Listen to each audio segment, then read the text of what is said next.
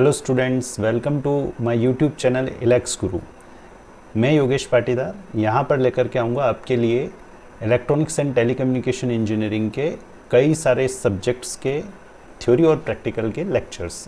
In theory और practical के lectures को देख करके आपको आपका इलेक्ट्रॉनिक्स का नॉलेज ब्रश करने, बेसिक्स बिल्डअप करने में हेल्प मिलेगी, जो आपको आपके कॉम्पिटिटिव एग्ज़ाम्स को क्लियर करने, थ्योरी एग्ज़ाम्स को क्लियर करने और इंटरव्यूज़ में आपको मदद करेगा। तो आप मेरे इस चैनल को लाइक करें, शेयर करें और सब्सक्राइब करें। तो अब हम स्टार्ट करते हैं पहले लेक्चर से। इस लेक्चर में हम बात करेंगे ऑपरेशनल एम्पलीफायर,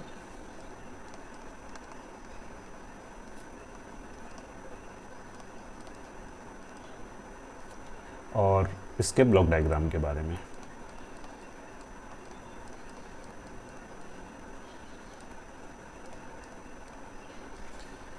ये बहुत ही इम्पोर्टेंट टॉपिक होता है और जनरली एग्ज़ाम्स में और इंटरव्यूज़ में पूछा जाता है। तो सबसे पहले हम इंट्रोडक्शन की बात करें। इंट्रोडक्शन अबाउट ऑपरेशनल एम्पलीफायर, जिसको हम शॉर्ट में ओपेम्प भी बोलते हैं। अब यहाँ एक क्वेश्चन बनता है कि हम इसको ओपेम्प क्यों बोलते हैं। तो देखिए, यहाँ इम्पोर्टेंट है कि ऑपरेशनल एम्पलीफायर वर्ड से हमने ओपी और एएमपी ये दो वर्ड लिए, ओपी और एएमपी, और इस ओपी एएमपी से बन रहा है हमारा ओपेम्प। तो हम जनरली ऑपरेशनल एम्पलीफायर को शॉर्ट में बोलेंगे। In short we will use it as op amp. जो शब्द हम उपयोग करेंगे वो रहेगा ओपेम्प। नाउ हम ये समझे सबसे पहले कि ये जो हमारा ओपेम्प है, ये ओपेम्प क्या करता है, क्या है ये। तो सबसे पहले यहाँ पर इसके नाम से हमें ये समझ में आ रहा है कि ये एक एम्पलीफायर है। एम्पलीफायर का मतलब जो सिग्नल की वैल्यू को इंक्रीज़ कर देता है, बढ़ा देता है, उसे हम एम्पलीफायर कह सकते हैं। जो गेन को बढ़ा सकता है, दैट इज़ एम्पलीफायर। वो एम्पलीफाई करता है मतलब बढ़ाता है, वैल्यू को बढ़ाता है। हमें एम्पलीफायर की ज़रूरत क्यों पड़ती है, या हम नॉर्मल एम्पलीफायर से ऑपरेशनल एम्पलीफायर पर हम क्यों मूव कर रहे हैं। अब एक क्वेश्चन हमारे दिमाग में ये हो सकता है कि हमें ऑपरेशनल एम्पलीफायर की क्या ज़रूरत है। तो यहाँ एक इम्पॉर्टेंट चीज़ है, वो ये है कि ये ऑपरेशनल एम्पलीफायर एक हाई गेन एम्पलीफायर होता है। It's not normal amplifier. हम इसको नॉर्मल एम्पलीफायर से थोड़ा सा डिफ़र करके ले सकते हैं, या जो नॉर्मल एम्पलीफायर है और एक ऑपरेशनल एम्पलीफायर है उसमें एक बहुत बड़ा अंतर है। वो ये है कि ये एम्पलीफायर एक हाई गेन एम्पलीफायर होता है। अब प्रश्न ये है कि हाई गेन एम्पलीफायर की क्या आवश्यकता है, क्यों हमें हाई गेन एम्पलीफायर की आवश्यकता पड़ती है। तो इसको देखिए, हम थोड़ा सा समझने की कोशिश करें। Need of high gain amplifiers.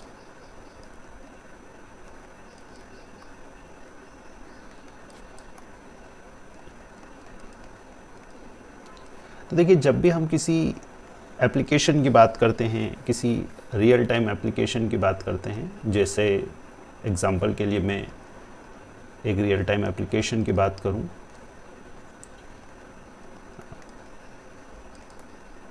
That is to measure temperature. हमें इस पर्टिकुलर किसी लोकेशन पर टेम्परेचर मेज़र करना है, या किसी इंडस्ट्री में किसी फर्नेस का टेम्परेचर मुझे अगर मेज़र करना है, तो जब मैं टेम्परेचर मेज़र करने की बात करता हूँ, इलेक्ट्रॉनिक वैल्यू के रूप में मुझे जब उसका आउटपुट चाहिए, तो मुझे ये जो टेम्परेचर है, जिसको मैं एक भौतिक राशि या फिज़िकल क्वांटिटी मानता हूँ, ये एक फ़िज़िकल क्वांटिटी है। इस फिज़िकल क्वांटिटी को मुझे इलेक्ट्रॉनिकली प्रोसेस करने के लिए इलेक्ट्रिकल सिग्नल में या एनर्जी में कन्वर्ट करना पड़ेगा। मतलब मुझे, अर्थात मैं ये कह सकता हूँ कि मुझे फिज़िकल क्वांटिटी से इलेक्ट्रिकल क्वांटिटी या इलेक्ट्रिकल सिग्नल की आवश्यकता है। तो ये जो फिज़िकल क्वांटिटी है, टेम्परेचर है, इस टेम्परेचर को जब मैं इलेक्ट्रिकल सिग्नल में कन्वर्ट करता हूँ, तो इस कन्वर्जन के लिए मुझे कुछ स्पेसिफिक डिवाइस की आवश्यकता होती है, जिसको सभी इलेक्ट्रॉनिक इंजीनियर्स जानते हैं, जिसको हम कहते हैं ट्रांसड्यूसर। हमारे पास ट्रांसड्यूसर्स होते हैं, जो ट्रांसड्यूसर्स फिजिकल क्वांटिटी को इलेक्ट्रिकल क्वांटिटी या इलेक्ट्रिकल सिग्नल्स में कन्वर्ट करते हैं। अब यहाँ इंपॉर्टेंट पॉइंट ये बनता है कि इन ट्रांसड्यूसर्स का जो आउटपुट होता है, ये आउटपुट बहुत ही कम मान का होता है, लो वैल्यू का होता है, low value of the order microvolt, milli volt या फ्यू वोल्ट्स। तो इस लो आउटपुट वोल्टेज को जब मुझे प्रोसेस करना हो, specially of the order of microvolt और मिली वोल्ट, जब मेरा फिजिकल क्वांटिटी, जब मेरा सिग्नल बहुत कम मान का होता है, उस बहुत कम मान के सिग्नल को अगर मुझे प्रोसेस करना है, मेज़र करना है, उससे कोई इन्फॉर्मेशन मुझे निकालना है, तो उसके लिए मुझे अल्टीमेटली एक हाई गेन एम्पलीफायर की ज़रूरत पड़ती है। तो यहाँ जो हम बात कर रहे हैं वो ये है कि ऑपरेशनल, हम क्यों नॉर्मल एम्पलीफायर से ऑपरेशनल एम्पलीफायर पर मूव कर रहे हैं। That the first and important thing is this कि ऑपरेशनल एम्पलीफायर एक हाई गेन एम्पलीफायर होता है, जो कि बहुत कम वैल्यू के सिग्नल को एम्पलीफाई करके आपको आउटपुट दे सकता है। इसके अलावा ऑपरेशनल एम्पलीफायर को हम मल्टी स्टेज एम्पलीफायर भी कहते हैं। अगेन एक इम्पॉर्टेंट पॉइंट है, it is an multi stage amplifier. मतलब हमें इस एम्पलीफायर में, ये एक नॉर्मल एम्पलीफायर से हट करके एम्पलीफायर है जिसमें कई स्टेजेस होंगी। कई स्टेजेस होने का मतलब ये है कि हमारे पास गेन को बढ़ाने के लिए सिर्फ एक एम्पलीफायर हम यूज़ नहीं करके कई सारे एम्पलीफायर के कॉम्बिनेशंस हम इसके अंदर यूज़ करते हैं। तो ये एक मल्टी स्टेज एम्पलीफायर है, और मल्टी स्टेज एम्पलीफायर होने की वजह से ही ये हमें हाई गेन दे पाता है या हाई गेन प्रोवाइड करता है। अदरवाइज़ ये हम एक स्टेज से हाई गेन अचीव नहीं कर सकते। एक और इम्पोर्टेंट एस्पेक्ट हम इसके बारे में ले सकते हैं, और वो ये है कि ये जो ऑपरेशनल एम्पलीफायर है, ये ऑपरेशनल एम्पलीफायर एक डायरेक्ट कपल्ड एम्पलीफायर होता है। एक बहुत ही इम्पोर्टेंट पॉइंट है। ये इम्पोर्टेंट इस रूप से है कि जब भी हम सिग्नल्स की बात करते हैं, किसी सिग्नल को, किसी फिजिकल क्वांटिटी को जब हम प्रोसेस करते हैं इलेक्ट्रिकल क्वांटिटी में कन्वर्ट करने के बाद, तो उस इलेक्ट्रिकल सिग्नल को जब हम प्रोसेस करने के लिए किसी सिस्टम के इनपुट पर देते हैं, तो हमें एक्स्ट्रा कंपोनेंट्स की आवश्यकता होती है, जो कि उस सिग्नल को जोड़ते हैं, आपका जो सिस्टम है उस सिस्टम की अगली स्टेज से वो उसको कनेक्ट करते हैं या कपल करते हैं। वी कैन से कपल और कनेक्ट।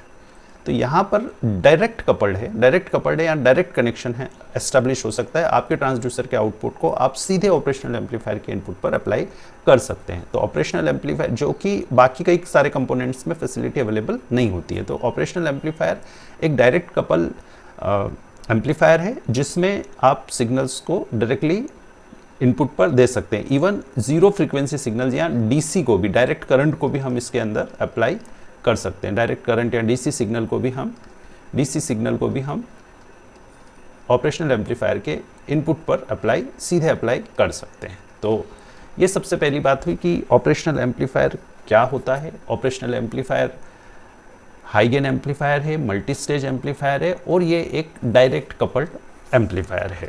इसके बाद एक प्रश्न और हमारे दिमाग में आ सकता है कि हम ओपेम्प को ऑपरेशनल एम्पलीफायर क्यों कहते हैं। Why this operational word is here,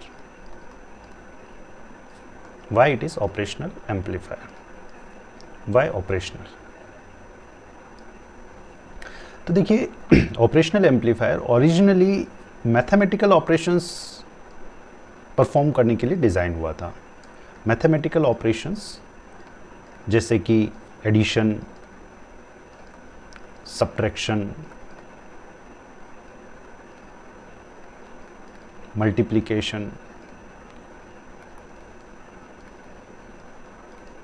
इन सब के लिए ऑपरेशनल एम्पलीफायर ओरिजिनली डिज़ाइन हुआ था। इसलिए इसे जब डिज़ाइन किया गया तब सबसे पहले इसे ऑपरेशनल एम्पलीफायर कहा गया और इसका नाम पड़ा ओपेम्प। इसके अलावा यहाँ एक और इम्पॉर्टेंट पॉइंट हम बताएंगे कि ऑपरेशनल एम्पलीफायर एसी और डीसी दोनों टाइप के सिग्नल्स को एम्पलीफाई कर सकता है। ऑपरेशनल एम्पलीफायर को कुछ कंपोनेंट्स के कॉम्बिनेशन के साथ अगर हम यूज़ करें तो इसे हम इससे हम फिल्टर्स बना सकते हैं, इससे हम ऑसिलेटर्स बना सकते हैं, और भी कई लीनियर एप्लीकेशंस या कंपैरेटर, या अगर हम रेगुलेटर्स की बात करें तो इन सभी में ऑपरेशनल एम्पलीफायर का उपयोग किया जा सकता है. So this is all about definition of operational amplifier and basics of operational amplifier. अब हम इसके ब्लॉक डायग्राम की चर्चा करते हैं.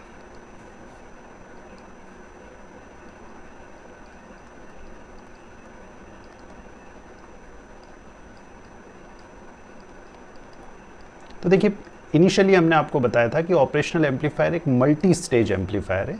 मल्टी स्टेज एम्पलीफायर होने से हमारा मतलब यही था कि ये ऑपरेशनल एम्पलीफायर कई स्टेजेस से बना हुआ है, और वो स्टेजेस अब आप यहाँ पर देखेंगे कि कौन कौन सी स्टेजेस से हमारा ऑपरेशनल एम्पलीफायर बना हुआ है. तो जनरली हमारा जो ऑपरेशनल एम्पलीफायर है, ये ऑपरेशनल एम्पलीफायर को हम ब्रॉडली अगर बात करें तो 4 स्टेजेस में हम डिवाइड कर सकते हैं. ऑपरेशनल एम्पलीफायर आगे हम डिटेल में और इसको समझेंगे, देखेंगे. ऑपरेशनल एम्पलीफायर के 2 इनपुट टर्मिनल्स होते हैं और 1 आउटपुट टर्मिनल्स होता है. ये आउटपुट टर्मिनल है और 2 इनपुट टर्मिनल्स हैं. 2 इनपुट टर्मिनल्स दोनों के अलग अलग नाम हैं. एक नॉन इन्वर्टिंग इनपुट टर्मिनल होता है, एक होता है इन्वर्टिंग इनपुट टर्मिनल. ये इन्वर्टिंग और नॉन इन्वर्टिंग क्या है, इसके बारे में हम डिटेल में आगे के लेक्चर्स में बात करेंगे. अभी हम ब्लॉक डायग्राम की बात कर रहे हैं, इसलिए सिर्फ स्टेजेस की बात हम करेंगे.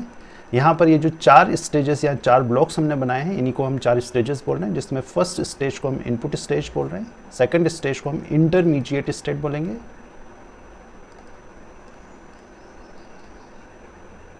थर्ड स्टेज आपका लेवल शिफ्टिंग स्टेज कहलाएगा, और जो आखिरी स्टेज है फोर्थ स्टेज, इसको हम आउटपुट स्टेज कहेंगे. अब बेसिकली हम ये देखना चाह रहे हैं कि ये जो 4 स्टेजेस हमने बनाई हैं, इन चारों स्टेजेस को के अंदर होता क्या है एग्जैक्टली. तो जब हम फर्स्ट स्टेज की बात कर रहे हैं या इनपुट स्टेज की बात कर रहे हैं, तो इनपुट स्टेज में हम देखते हैं ये जो इनपुट स्टेज है, ये इनपुट स्टेज एक डिफरेंशियल एम्पलीफायर होती है. हो सकता है कि आपने डिफरेंशियल एम्पलीफायर के बारे में पढ़ा हो या ना पढ़ा हो, तो मैं थोड़ा सा डिफरेंशियल एम्पलीफायर को यहाँ पर ब्रीफ करना चाहूँगा. आप समझे डिफरेंशियल एम्पलीफायर क्या होता है. अगेन, अगर ये एक एम्पलीफायर है तो नाम से ही हमें क्लियर हो रहा है कि ये कुछ एम्पलीफिकेशन का काम करेगा. फर्दर, ये एक डिफरेंशियल एम्पलीफायर है. डिफरेंशियल एम्पलीफायर डिफरेंस वर्ड से बना है, जिसका मतलब होता है अंतर या डिफरेंस. मतलब हमारा ये जो एम्पलीफायर है, ये एम्पलीफायर डिफरेंस को एम्पलीफाई करता है. अगर मैं एक जनरल डिफरेंशियल एम्पलीफायर को यहाँ पर ड्रॉ करूँ, तो देखिए डिफरेंशियल एम्पलीफायर हमें 2 इनपुट होते हैं, क्योंकि ये डिफरेंस को एम्पलीफाई करता है, तो 2 इनपुट्स होंगे जिनके डिफरेंस को आपका डिफरेंशियल एम्पलीफायर एम्पलीफाई करेगा. ये इनपुट 1 है, V in 1, और ये दोनों ट्रांजिस्टर्स हैं. इन दोनों ट्रांजिस्टर्स के एमीटर को कॉमन करके ग्राउंड कर रहे हैं, या -VEE सिग्नल यहाँ पर हम लगा रहे हैं, वोल्टेज लगा रहे हैं. यहाँ पर दोनों कलेक्टर कॉमन करके +VCC लगाया है. दोनों कलेक्टर्स पर कलेक्टर रेजिस्टेंस RC कनेक्टेड है, और यह आपका सेकंड ट्रांजिस्टर पर इनपुट वोल्टेज V in 2 है. अगर हमारा ये एक जनरल डिफरेंशियल एम्पलीफायर है, इस डिफरेंशियल एम्पलीफायर का आउटपुट हम दोनों कलेक्टर के, जनरली दोनों कलेक्टर के बीच में लेते हैं, और नंबर ऑफ इनपुट्स और आउटपुट लेने के प्रकार से ही डिफरेंशियल एम्पलीफायर को हम 4 टाइप्स में क्लासीफाई कर सकते हैं. ये 4 प्रकार के होते हैं. ये हमें समझना इसलिए ज़रूरी है क्योंकि ब्लॉक डायग्राम में हम इसके 2 टाइप्स का उल्लेख करेंगे. तो देखिए 4 टाइप्स कौन कौन से होते हैं. पहला टाइप होता है ड्यूल इनपुट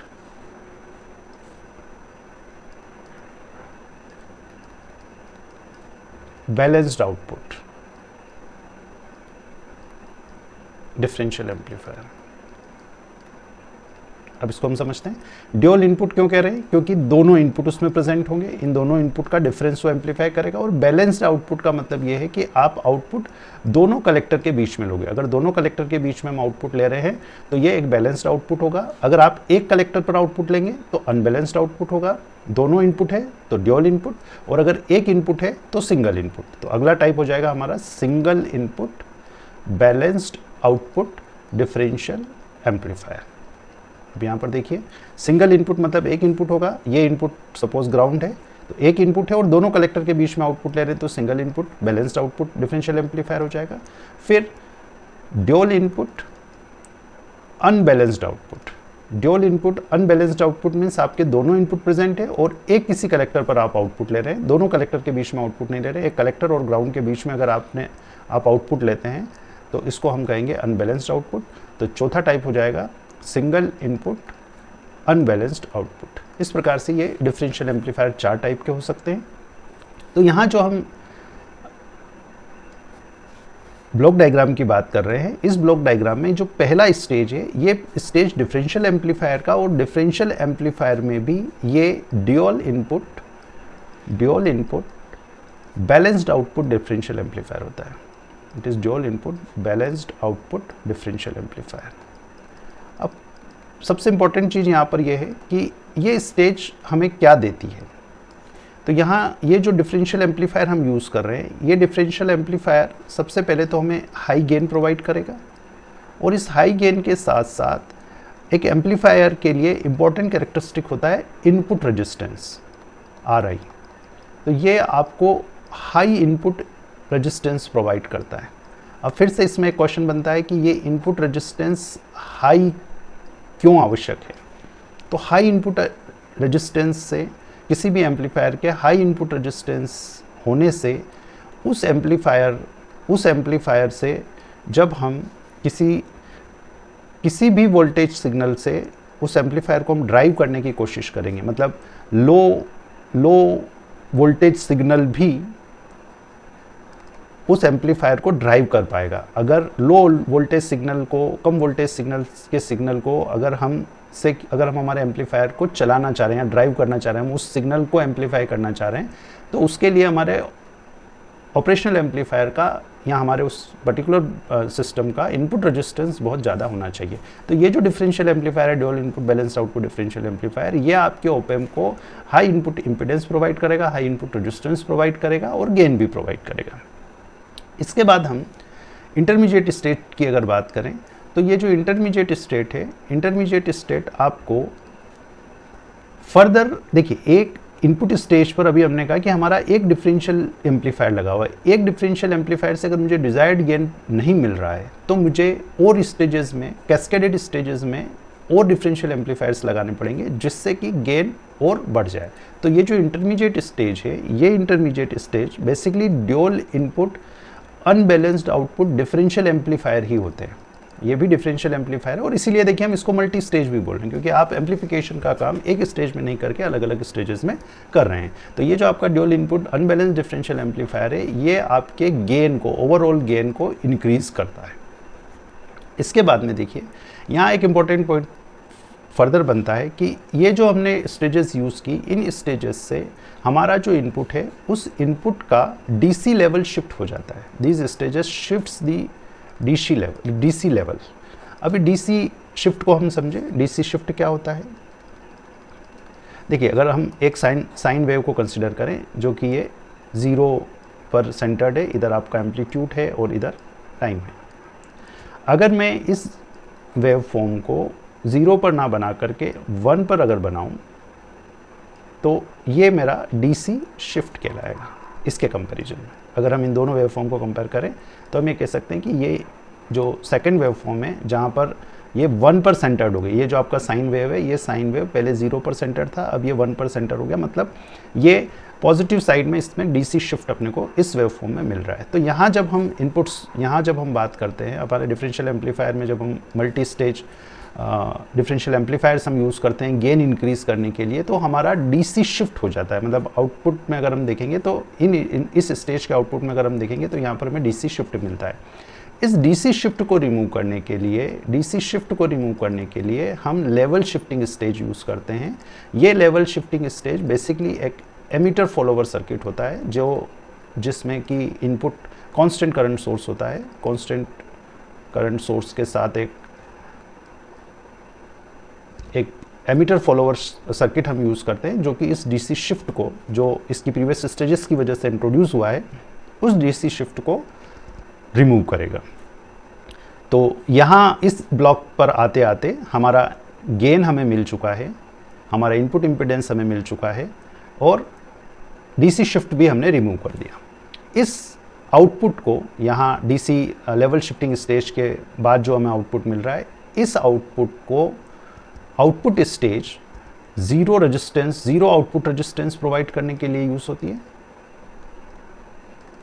हमारा ये जो लास्ट स्टेज है, ये लास्ट स्टेज हमें ज़ीरो या लो आउटपुट हम बोल सकते हैं। Zero output resistance basically ideal resistance हो जाता है। तो हम यहाँ पर ये कहें कि लो आउटपुट रेजिस्टेंस, क्योंकि हमें इस ऑपरेशनल एम्पलीफायर से अगर आगे कई स्टेजेस ड्राइव करना है या चलाना है तो उसके लिए इस ऑपरेशनल एम्पलीफायर का आउटपुट रेजिस्टेंस मिनिमम होना चाहिए, और उसको मिनिमम बनाने के लिए हमारा जो ये आउटपुट स्टेज है ये हमें हेल्प करेगा।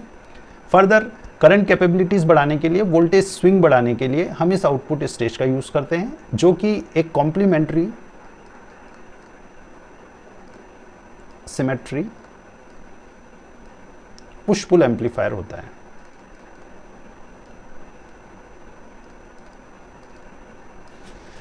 तो इस प्रकार से हमने यहाँ पर ये देखा कि हमारा जो ऑपरेशनल एम्पलीफायर है ये 4 स्टेज का ऑपरेशनल एम्पलीफायर है, जिसमें चारों स्टेज के अपने अपने कुछ स्पेसिफिक फंक्शंस हैं, और उन फंक्शंस की सहायता से ये हमें एक high gain, high input resistance और लो आउटपुट रेजिस्टेंस प्रोवाइड करता है। तो इसके साथ ही हम इस ब्लॉक डायग्राम और इंट्रोडक्शन वाले टॉपिक को यहीं स्टॉप करते हैं। मुझे उम्मीद है कि ये आपको पसंद आया होगा। अगर आपको पसंद आया है तो आप लाइक ज़रूर करें, शेयर ज़रूर करें। इसके अगले लेक्चर में हम ऑपरेशनल एम्पलीफायर के schematic symbol, pin diagram, voltage transfer curve के बारे में बात करेंगे। Thank you.